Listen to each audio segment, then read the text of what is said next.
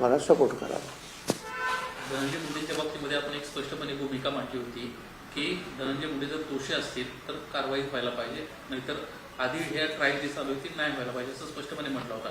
आता अंजली दमने यांना काही आरोप त्यांच्यावर केले की कृषी खात्यामध्ये वेगवेगळ्या वस्तूंची खरेदी चढ्या दरांना त्यांनी केली. एबीपी माझाला देखील ही बाब पडताळण्याची प्रयत्न केली. त्याच्यामध्ये चढ्या दरांना कृषी विभागानं अनेक वस्तूंची खरेदी केल्याचं समोर आलेलं आहे. कुठेतरी भ्रष्टाचाराची एक बाब या निमित्तानं स्पष्ट होते.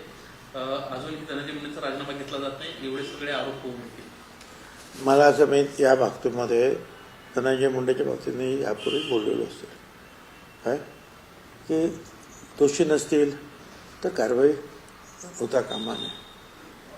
पण नुसते आरोप केलं म्हणजे दोषी होणार असंही नाही. पण ते आता सरकार आहे, मुख्यमंत्री आहेत, उपमुख्यमंत्री आहेत, ते पाहतील ना. दोषी असतील तर बघ ते विचार करतील.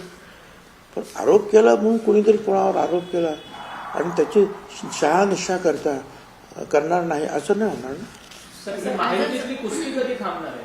महायुतीतली कुस्ती थांबणार कधी आहे? कारण की पाचवी बहुमत आलंय महायुतीचं.